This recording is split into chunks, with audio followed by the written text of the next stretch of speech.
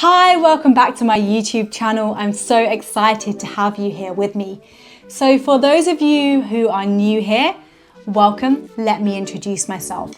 I'm Chartered Environmental Health Officer Natalie Stanton, and I'm here to help you get confident with food safety in your business.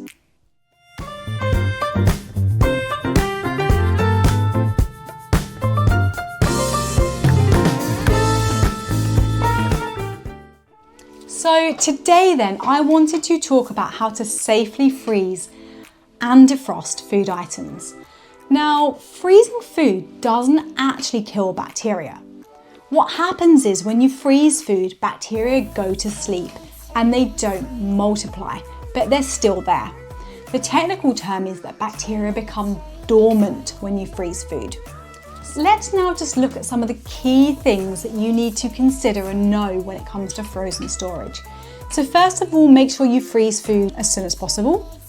Wrap food thoroughly to prevent contamination and to prevent it drying out. This drying out that can happen is known as freezer burn. Also, clearly label food.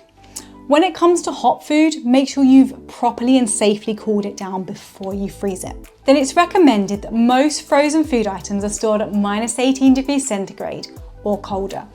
And also ensure that you don't overfill freezers, as this could affect the temperature of the unit and the food inside.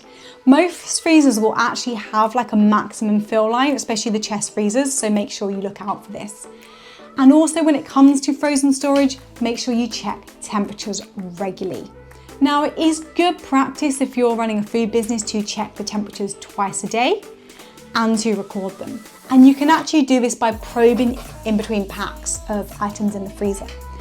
Also, clean and defrost freezer units regularly, as the unit cannot maintain the right temperature if ice has built up to the point where you can't properly shut the lid.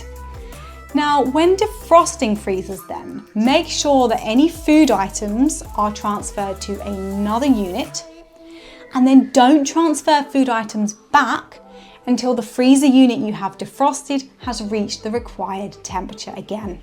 Finally, raw food should be stored separately from cooked or ready-to-eat foods, ideally in separate freezers, but if not, on separate shelves with raw foods at the bottom. If it's an upright freezer, if you're in a chest freezer, make sure raw foods are stored completely separately from cooked or ready-to-eat foods. Now, food items must be properly defrosted before cooking unless the manufacturer's instructions advise that you can cook the food from frozen. And the reason for this is because if foods are not thoroughly defrosted, then the core cooking temperature may not be achieved. So the temperature in the center of the food may not be achieved, and this could mean that some food poisoning bacteria could survive the cooking process and ultimately cause food poisoning. Now, high-risk food items then must not be defrosted at room temperature.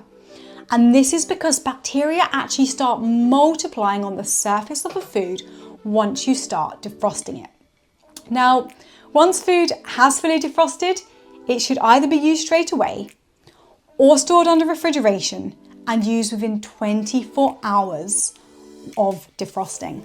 So here's just a few ways then that you could defrost food. So first of all, you could do this in the microwave on the defrost setting, in a refrigerator unit or a defrosting cabinet. So make sure food is covered and protected from contamination.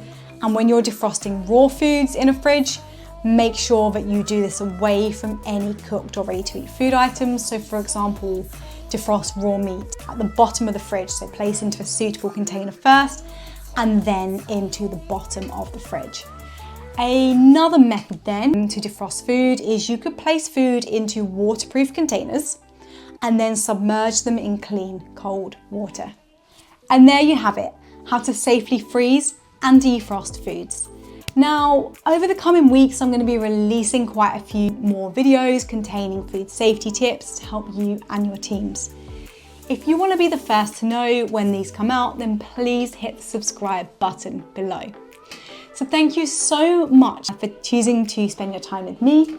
I really hope that you found this video helpful, and I look forward to seeing you again very soon in the next one.